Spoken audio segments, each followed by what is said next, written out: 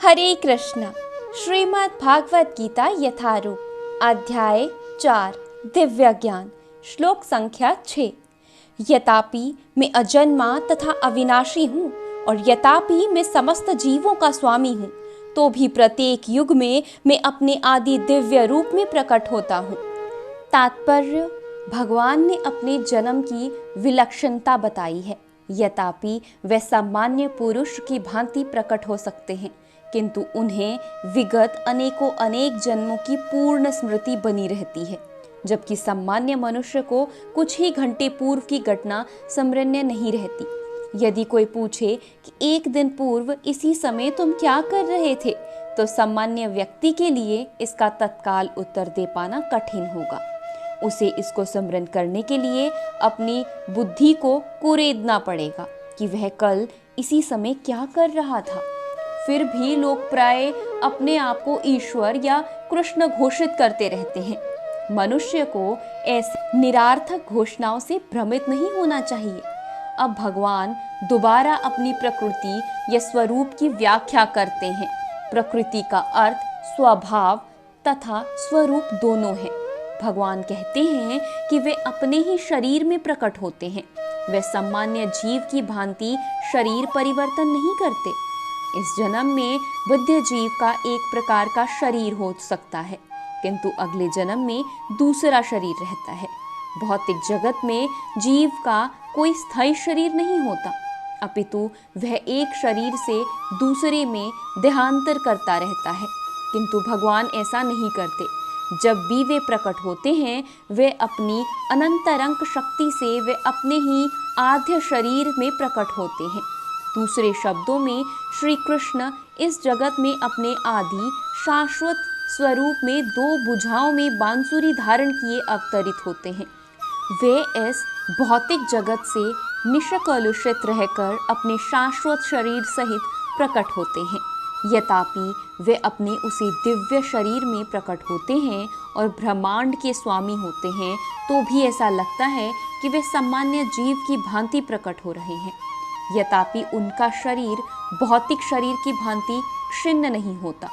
फिर भी ऐसा प्रतीत होता है कि भगवान कृष्ण बालपन से कुमार अवस्था तथा कुमार अवस्था से तरुण अवस्था प्राप्त करते हैं, किंतु आश्चर्य तो यह है कि वे कभी युवा अवस्था से आगे नहीं बढ़ते। कुरुक्षेत्र युद्ध के समय उनके अनेक पौत्र थे तथा दूसरे शब्दों में वे भौतिक गणना के अनुसार काफी वृद्ध थे। फिर भी वह 20-25 वर्ष के युवा जैसे लगते थे। हमें कृष्ण की वृद्ध अवस्था का कोई चित्र नहीं दिखता, क्योंकि वे कभी भी हमारे सामने वृद्ध नहीं होते। यतापि वे तीनों काल में, भूत, वर्तमान, भविष्य काल में सबसे वयोवृद्ध पुरुष हैं। ना तो उनका शरीर और ना ही बुद्धि कभी क्षीण होती है या बदलती है। अंततः ये स्पष्ट है कि इस जगत में रहते हुए भी वे उसी अजन्मे सच्चिदानंद रूप वाले हैं, जिसके दिव्य शरीर तथा बुद्धि में कोई परिवर्तन नहीं होता।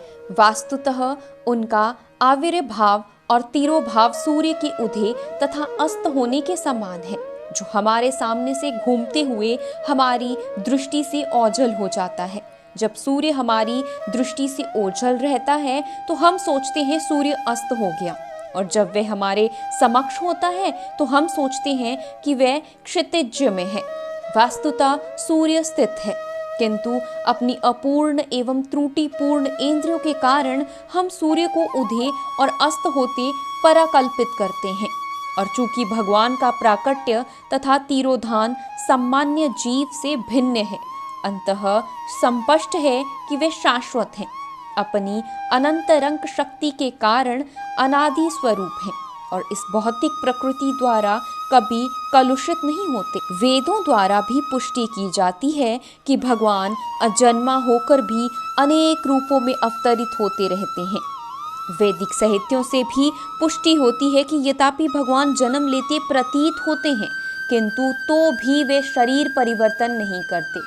श्रीमद् भागवत में भी अपनी माता के समक्ष नारायण रूप में 4 भुजाओं तथा 6 ऐश्वर्यों से युक्त होकर प्रकट होते हैं।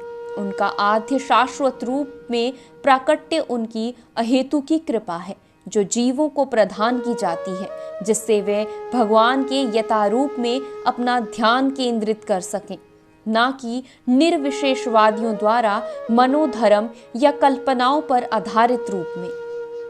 विश्वकोश के अनुसार माया या आत्मा माया शब्द भगवान की अहेतु की कृपा का सूचक है। भगवान अपने समस्त पूर्व आविर्भाव तिरोभावों से अवगत रहते हैं, किंतु सामान्य जीव को जैसे ही नवीन शरीर प्राप्त होता है, वे अपने पूर्व शरीर के विश्व में सब कुछ भूल जाता है।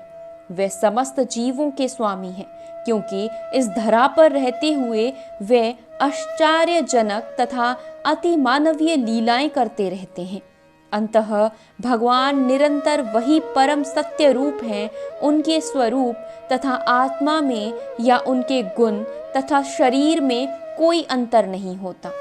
अब यह प्रश्न किया जा सकता है कि इस संसार में भगवान क्यों आविर्भूत और तिरोभूत होते रहते हैं। अगले श्लोक में इसकी व्याख्या की गई है।